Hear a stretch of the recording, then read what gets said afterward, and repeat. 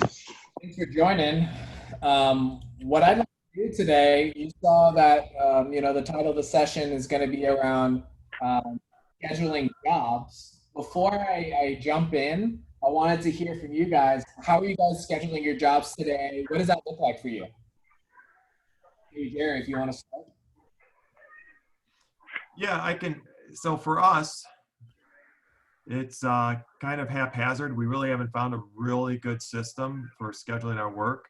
Okay. Um, it's mostly driven by our general contractor schedules, but we really don't have a good overall view. We have a whiteboard at our office that we kind of track it on a loose basis. Yeah. But unfortunately, I haven't been in the office for 3 months, so it's a tool that doesn't travel well. So one of the reasons why we're jumping on this webinar is to see, how we can get better at it and have it right in front of us every day.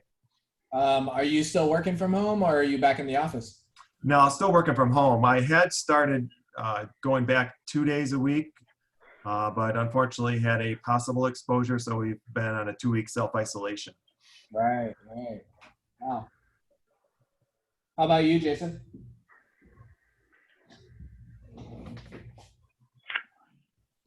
Can you hear me okay?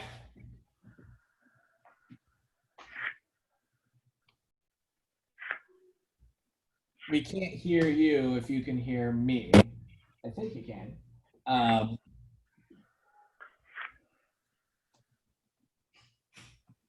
Well, Jason, if maybe if you want to call in or something like that, or try to figure out your audio, let me know and you can kind of hop in at any time, okay? So let's see here. So tell me more about your board, Jerry. Like, how does that look? So basically what we're doing, we just have, it's more on a monthly schedule. Yeah. So we just kind of have our foreman kind of going on the vertical axis, the months going on the horizontal axis, and then in the blocks in between, we fill in the projects and the expected duration and manpower requirements. Okay.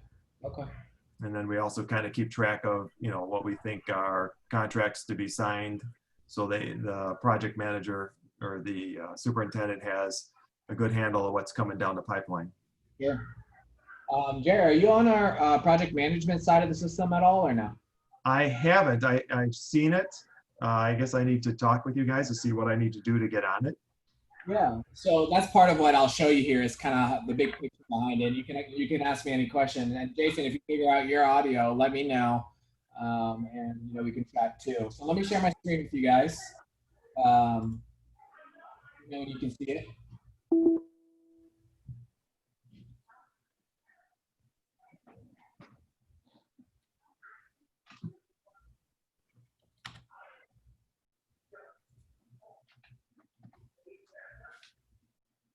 Can you see my screen?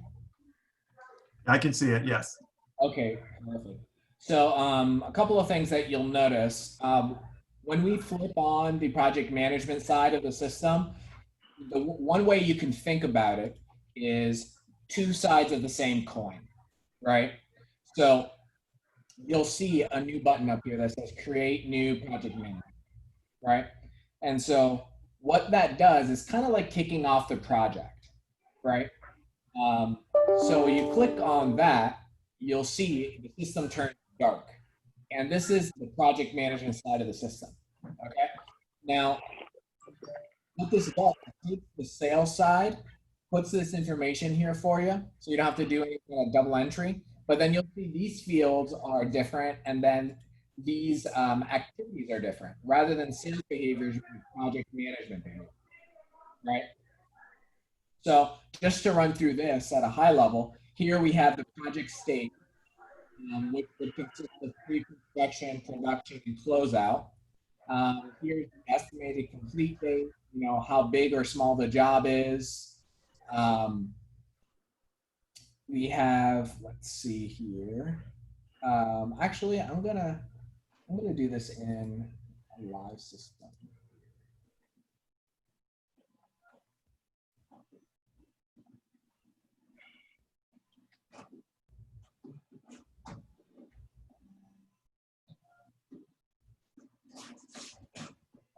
So let's look at this one. Okay, so here you have the production start date, you have the production end date, you have who's responsible for the job from different levels, like a project manager, if you have an engineer or estimator, admin, superintendent, crew leader, et cetera, right? Now, here are the project management activities that are customizable, right? And the due dates of those activities, similar to the sales side, right? Now here, the way it's different is that you can assign it to different people along the road, right? So maybe the estimator does this activity, or the project manager does that activity, or an admin helps with this or that. Does that make sense? Yep. So the whole idea is your project managers, they're coming in and quarterbacking the job through all of the pre-construction activities and checking it off along the way with their due dates. And you can see they have a lot. Then once the pre-construction activities are all completed, Hey, baby. right, into the production. All the Florida bars shut down their liquor sales. Hello? That's going to say somebody said Texas did as well yesterday. Hey, Jason, can you hear me? Nope.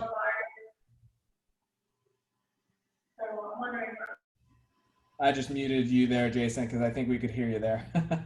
Yeah, Florida is pretty crazy right now. So, okay. Jared, do you have any questions about these? No, actually, I love it because within our accounting, estimating, project management system, we have a internal checklist, which is used rather poorly, which essentially has these steps in it for our pre-construction. So Right. to me, this is, It makes sense. Right? I'm salivating at this. So here, so you might ask, where do these dates come from? Right? They're coming from the settings. And the nice thing about this is that it's automatically entered in when you kick off the project. So you can get a timeline of when, this should be completed. But of course, you could kick it out if you need to, right? Yep. So the same philosophy that we have in sales with these checklist to-do lists, these go to your project management dashboard, right? So here, you have your stages and then the activities within the stage. So obviously Greg doesn't do any. But if I go to the company, I'm sure this will fill out, so we can take a look at that. Let's see here. Let's try a project manager. I don't know their team. Okay. So here you can see, pre-construction activities, production activities, closeout activities. Let me see if I can get a better view here. No. Chris Long. Let's try this guy.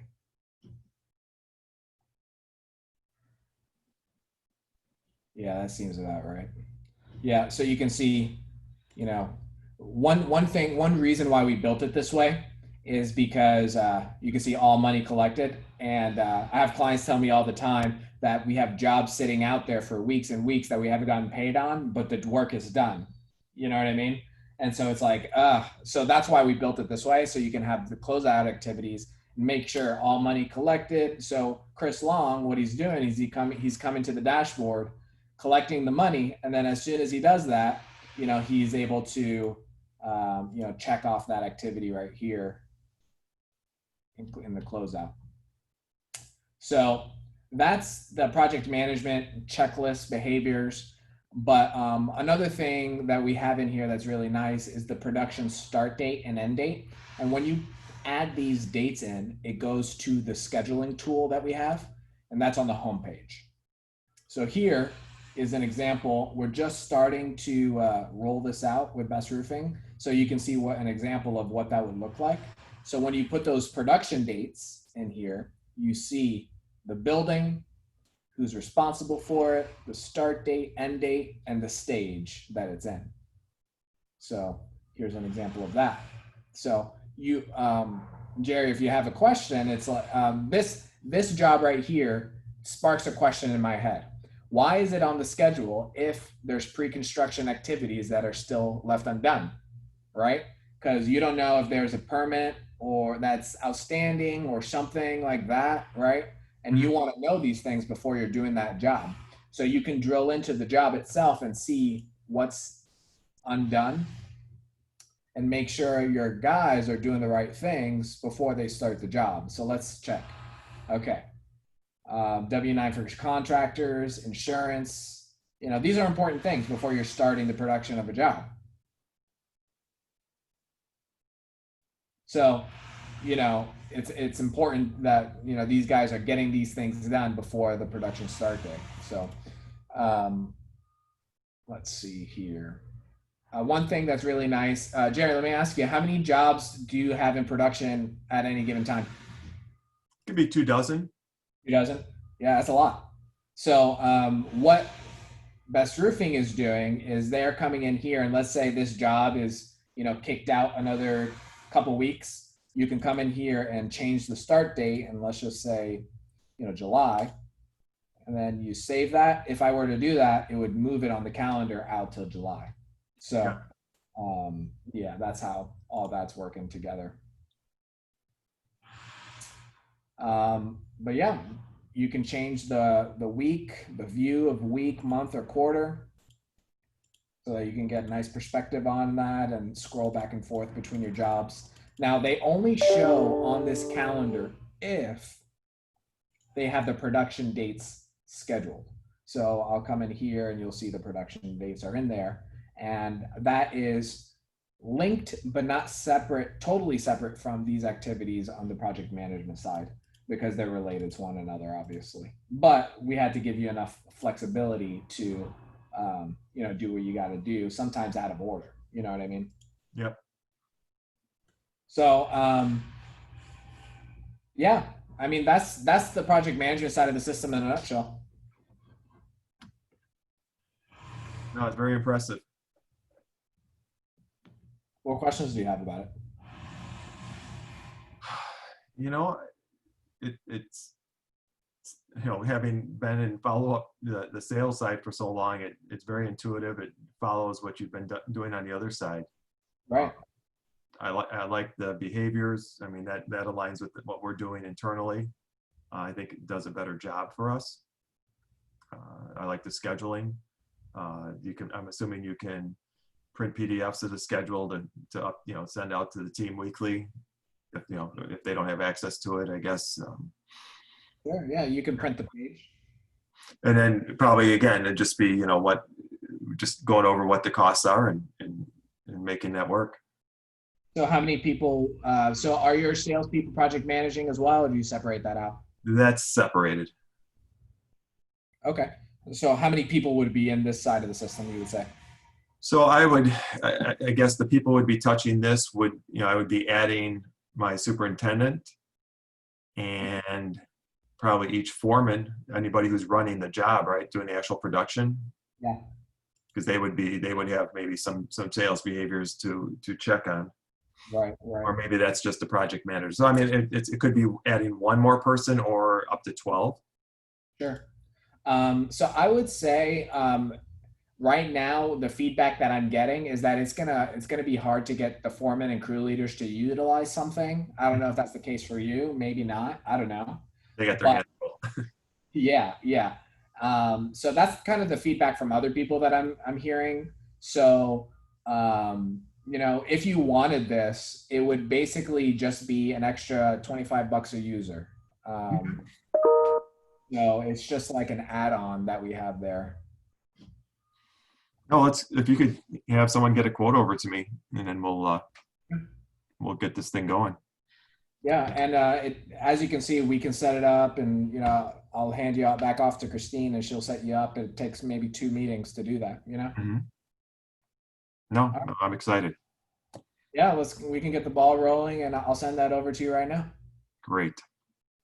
Okay, I'll tell Christine, and you know, it should be pretty seamless. Okay. Awesome, Eric. Thank you so much. All right, Jerry. I'll talk to you soon. Take care.